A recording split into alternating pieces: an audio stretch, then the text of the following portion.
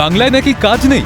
বারবার একাধিকবার ভিন রাজ্যে পরিযায়ীদের মৃত্যুতে সেই প্রশ্নের মুখেই পড়তে হয়েছে বাংলাকে। কিন্তু বিরোধীদের সেই দাবি নস্যাৎ হল ২১শে শহীদ সমাবেশের মঞ্চ থেকে।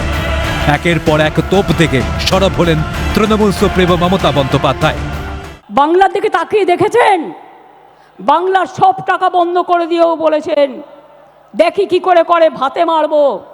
আবার বলছে বাংলাতে তো কাজ নেই, তাই সব বাইরে চলে গেছে।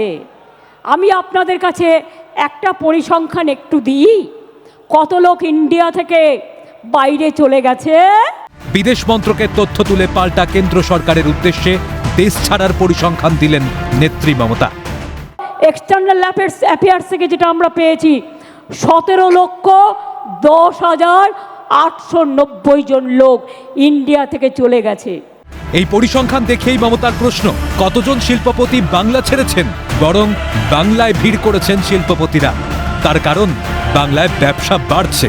বাংলা থেকে কোনো ইন্ডাস্ট্রিয়ালিস্টকে চলে যেতে হয়নি, বরঞ্চ ইন্ডাস্ট্রিয়ালিস্ট আসছে।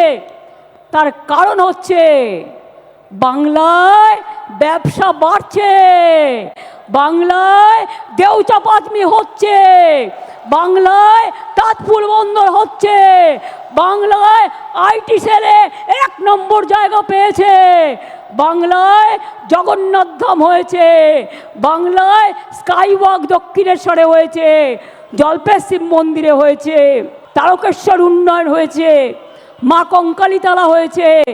সব জায়গায় মা তারা থেকে শুরু করে, জৈন মন্দির থেকে শুরু করে, মুসলিম বেরিয়াল গ্রাউন্ড থেকে শুরু করে, হিন্দু বেরিয়াল গ্রাউন্ড থেকে শুরু করে বাংলা জুড়ে কিন্তু চলেছে কাজ।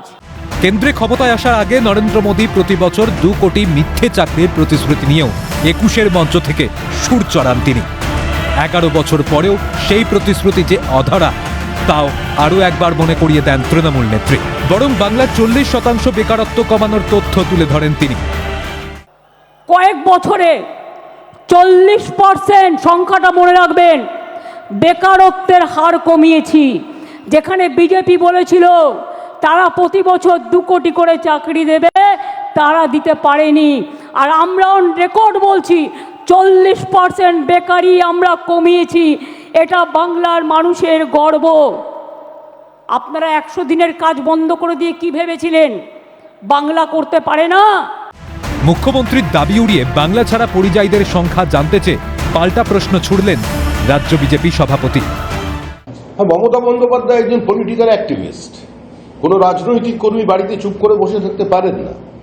তো ২৬-এর পর অনেক সময় পাবেন উনি জানেন যে ওনার সরকারের বিসর্জন অনিবার্য। তো সে সময় তো ওনাকে আর রাজ্য চালাতে হবে না, তো সে সময় উনি সেই কাজে মন দেবেন। বছর ঘুরলে বিধানসভা নির্বাচন, বাংলা ভাষা, বাংলার শিল্প, বাংলায় কর্মসংস্থান নিয়ে সরব শাসক বিরোধী ২ শিবিরই। কিন্তু ভোট বাক্স কি জবাব দেয় সেটার অপেক্ষা থাকছেই। ক্যালকাটা নিউজ।